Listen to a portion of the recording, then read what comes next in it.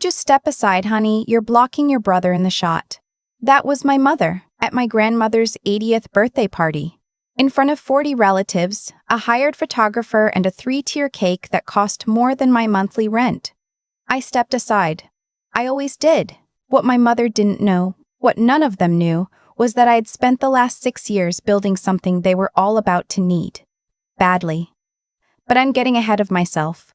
My brother Kelvin was always the story in our family. Not because he was cruel exactly, more because my parents decided early on that he was the one worth investing in, and everyone else was secondary. He was 2 years older than me, broad-shouldered, easy to love in the way that certain people are just easy to love. He smiled at strangers and they smiled back. He walked into rooms and people noticed. I walked into rooms and people asked if I was lost. When Kelvin was 14, my father drove 4 hours round trip every weekend to get him to an elite baseball camp in Connecticut. When I was 14, I asked if I could take a coding class at the community center, $40 for 8 weeks, and my mother said, and I remember this exactly, "We'll see, but money's a little tight right now." 2 weeks later, my father bought Kelvin a new glove, $180. I still have the receipt somewhere because I found it in the trash and I don't even know why I kept it. Maybe I already knew I'd need to remember. Kelvin didn't make it to the majors. He didn't even make it past junior year of college before a shoulder injury ended things. My parents spent close to $60,000 over those years. Camps, private coaches, travel tournaments, equipment. And I know that number because my father told it to people like a badge. "We invested in that boy," he'd say, like Kelvin was a stock portfolio. When Kelvin came home after dropping out, my parents renovated the basement for him. New floors, a mini frigid, a sectional. He was 21 and sleeping on a Pottery Barn couch with his own entrance while I was sharing a 1-bedroom apartment with 2 roommates and eating rice and beans 4 nights a week because that's what 23-year-old software developers do when they're paying off their own student loans. I want to be clear about something. I don't think I was abused. My parents fed me. They were present. They never said they didn't love me. But there is a particular kind of invisibility that happens in families where one child is the sun and the other one is just trying not to freeze in the dark. You learn early that your needs are inconveniences, that your achievements are nice but not really worth making a fuss over, that the space you take up in a room is negotiable. I graduated summa cum laude. My parents came to the ceremony. My mother cried. My father shook my hand and said, "Your brother called this morning, by the way. He got a job interview at that gym near the house." That was the moment I understood, very clearly, that some things were never going to change. So I stopped waiting for them to. I moved to Charlotte the following month. I had a job offer from a mid-sized tech firm, solid salary, good benefits, nothing glamorous. I worked. I learned. I kept my head down in a way that people mistake for shyness, but is actually just strategy. I watched the people around me who were building real things, not chasing applause, and I decided that was the kind of person I wanted to be. I also started reading everything I could about real estate. This is the part where people expect me to say something dramatic, like I had a vision, or a mentor pulled me aside and changed my life. The truth is more boring.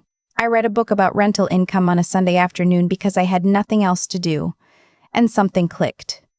I started small. A condo in a transitional neighborhood, bought with every dollar I had saved and a first-time buyer loan. I rented it out. I learned from the mistakes. I bought another one. I didn't tell my family. Not because I was hiding anything exactly, more because I knew what would happen if I did. My father would ask Kelvin if he'd ever thought about real estate. My mother would say something like, "That sounds risky, sweetheart." The conversation would turn, the way it always turned, and I'd be standing at the edges of it again, so I kept building in the quiet. By the time I was 31, I owned 4 properties outright, had equity in 2 more, and had recently, 6 months before my grandmother's 80th birthday, closed on a mixed-use commercial building in a part of Charlotte that was changing fast. 3 retail spaces on the ground floor, 6 apartments above. It was the largest single investment I'd ever made, and I lay awake for 3 nights after signing the papers. But I did it. I signed. The building was about 4 blocks from the event venue where my grandmother's party was being held. I didn't plan that part. It just happened to be the neighborhood I'd been tracking for 2 years. But I won't pretend there wasn't something that felt right about it. My grandmother's birthday party was on a Saturday in October. The venue was a nice one. My parents had gone all out, which meant Kelvin had probably helped plan it since he worked at the venue's affiliated catering company by then. He'd gotten the family discount. He'd also, I later learned, borrowed $4,000 from my parents the month before to cover a gap in his rent. My parents gave it without question. When I'd asked to borrow $200 at 22 for a security deposit on my first apartment, my mother had said they were stretched thin. I want to sit with that for a second. 4,000 versus 200. One yes, one no. Same parents, same love, supposedly. I arrived at the party in a dress I'd bought for the occasion. Nothing flashy, just a dark green wrap dress that fit well. My cousin was there, and my aunt on my father's side, and somewhere around 40 other people I knew to varying degrees. My grandmother was holding court near the entrance the way she always did, small and sharp-eyed and somehow always the most present person in any room. She hugged me and said, "There's my quiet one." She meant it as affection, I think. The photographer was working the room, and at one point my mother gathered the immediate family for what she called the real family shot. She positioned my father, Kelvin, my grandmother, herself. She looked up and saw me standing a few feet away and said the thing about stepping aside because I was blocking Kelvin in the frame. I stepped aside. Kelvin laughed a little and said, "She's probably used to it," and a few people chuckled, and my mother gave him a look that meant stop it, but her eyes were also smiling, just slightly. I found a table near the window. I ate the appetizers. I drank one glass of wine slowly. I watched my family be a family without me in it, which I had a lot of practice doing. And then my phone buzzed. It was a message from my property manager. One of the retail tenants in my new building, a small bakery that had just opened, had a question about the HVAC system. It was a Saturday, but they'd tried the emergency line and she wanted to loop me in. I excused myself from a conversation with a cousin I barely knew and stepped outside to make the call. The evening air was cool and smelled like someone had started a fire pit somewhere down the street. I handled the call in about 8 minutes, confirmed the HVAC company would come Monday, and then just stood there on the sidewalk for a moment. My building was 4 blocks away. I don't know what made me do it. Maybe I just needed air that wasn't inside that room. Maybe I needed to remind myself that there was a version of my life that had nothing to do with that photographer, or that frame, or my mother's hand gesturing for me to move. I walked. It took less than 10 minutes. The neighborhood was quiet on a Saturday evening, a few people outside restaurants, a couple walking a dog. My building stood on the corner the way it had stood there for 40 years before I bought it. Brick, 3 stories, solid. The bakery was dark, but a light was on in the hallway. The apartments above were lit in a few windows, people home on a Saturday night living their ordinary lives in my building. I stood on the sidewalk and looked up at it. The man who managed the front desk for the residential tenants. I'd inherited him from the previous owner and kept him on because he was thorough and the tenants liked him. Happened to be stepping out for a moment. He saw me and raised a hand. "Evening, Miss Kerrigan," he said. "Didn't expect to see you tonight." "Just passing by," I said. He nodded and went back inside. I stood there a little longer. Then I went back to the party. I don't know who saw me come back in. Probably no one noticed. They rarely did. But something had shifted for me, even if nothing had shifted in that room. I sat back down at my table and I thought about the text my mother had sent me 3 weeks earlier that I still hadn't fully processed. It was about the house. My parents' house. The one I grew up in Raleigh, was a 4-bedroom colonial they'd owned for almost 30 years. Solid house, good neighborhood, probably worth close to $400,000 now. My mother had texted me, somewhat out of nowhere, to say that they were thinking about refinancing and had run into some complications because of a line of credit they'd taken out a few years ago that she hadn't mentioned before. She wanted to know if I could help them understand their options, not if I could help financially, just help them understand, which, coming from my mother, was as close to asking for help as she usually got. I had not yet responded in any substantive way. Later that evening, when the cake had been cut and my grandmother was tired and people were starting to drift toward the door, my mother found me and pulled me aside. Kelvin was nearby, talking to one of my uncles, not listening. "Did you get my text?" she asked. I did, I said. We're in a bit of a situation, she said. Her voice had a particular tone she used when she was embarrassed about something. Controlled, a little flat. The line of credit is coming due and the refinancing is, it's complicated. Your father talked to someone at the bank, and it doesn't look good. How much is the line of credit? I asked. She told me. It was $62,000. I looked at her for a moment. I thought about Connecticut. I thought about a baseball glove. I thought about a $200 security deposit that was too much to spare. Mom, I said, I need to tell you something. She looked at me with an expression I recognized, waiting for something small, something manageable, because that was the size of the things I usually brought to the table. I own a building 4 blocks from here, I said. Commercial and residential, closed on it in April. I also own 4 other rental properties and have equity in 2 more. I'm not telling you this to rub anything in. I'm telling you because you need to know who you're talking to when you ask me for advice. She stared at me. I've been in real estate for 8 years, I said. I know exactly what your options are with that line of credit, and I know a refinancing attorney who's very good. But before we talk about any of that, I need you to understand something. What? Her voice was careful. I built all of this alone, I said. No help. No investment.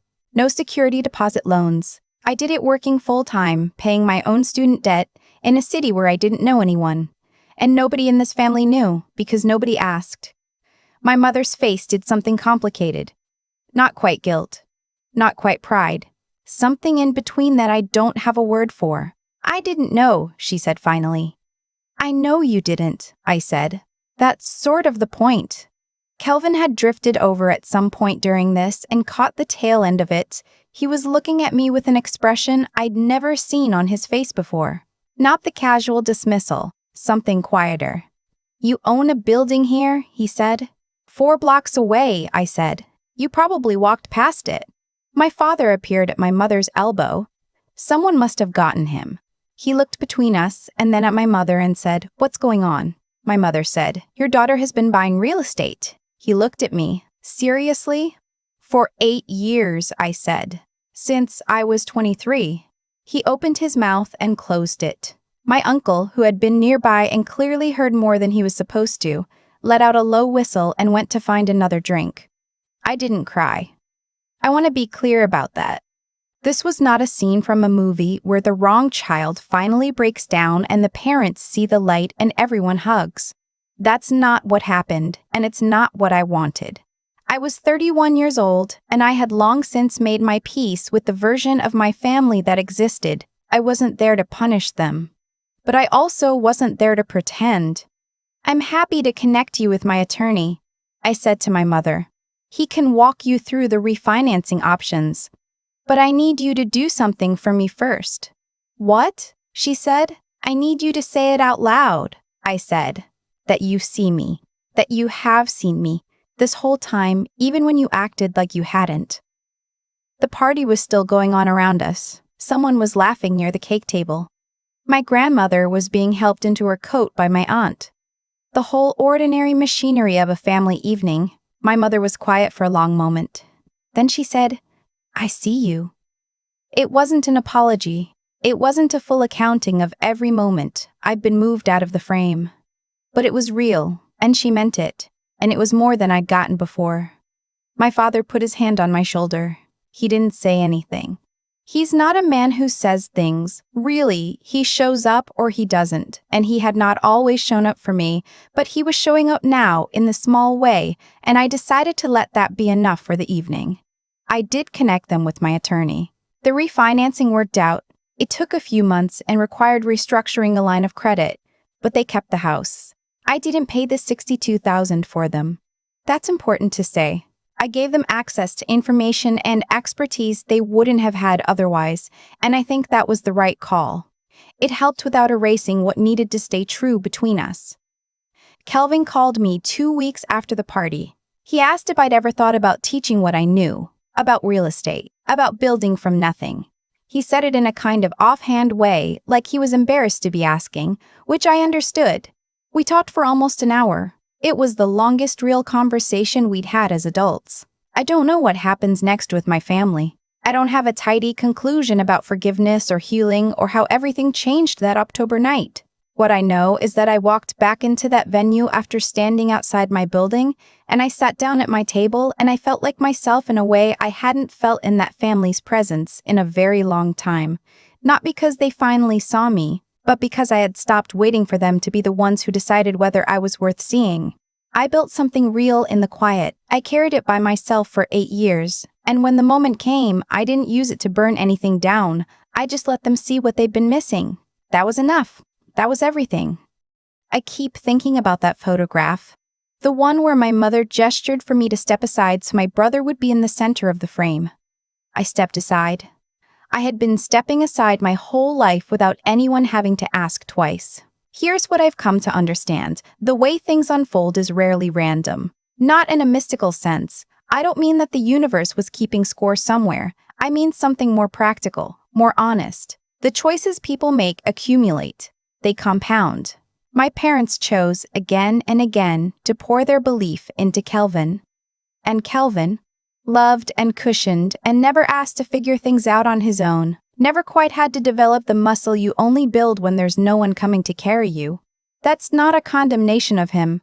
He's not a bad person. But there's a kind of strength that only comes from necessity, and he was never given the chance to find it. I was given nothing but necessity. And so I built. I think about integrity a lot when I look back on those 8 years in Charlotte. I could have cut corners. There were moments when a slightly dishonest deal would have moved things faster. I didn't take those shortcuts, not because I was saintly, but because I understood early that the thing you build on a cracked foundation will eventually crack. Every decision I made had to be one I could stand behind alone in the dark, with no one watching, no one to justify it to. That's what integrity actually is, I think. Not what you do when people are looking, what you do when they aren't. And I had to be smart about it. Not just book smart, I mean the kind of thinking that comes from sitting with a problem until you understand it from the inside out. I read. I asked questions that made me look inexperienced. I made mistakes and I analyzed them instead of burying them. Intelligence, real intelligence, isn't about being the person with all the answers in the room. It's about being honest enough with yourself to know what you don't know yet and stubborn enough to go learn it. The stubborn part, that was the hardest. There were years where I was tired in a way that's difficult to describe. Not physically, something deeper. The kind of tired that comes from building something no one can see, with no one cheering, while you watch other people get celebrated for less. I kept going anyway, not because I was certain it would work out. I kept going because stopping felt like agreeing with the version of me my family had decided on, the one who stood outside the frame, the one who wasn't worth the investment. I refused to be that version. When my mother said, "I see you," that night at the party, I didn't crumble. I nodded, because by then, whether or not she saw me had stopped being the thing my life depended on. I had already seen myself. I had built something real and solid that existed whether anyone acknowledged it or not. That's the thing about doing the quiet work. You don't need the room to go silent when you walk in. You just need to know what you're walking back to when the party's over. I walked back to a building with my name on the deed. That was enough.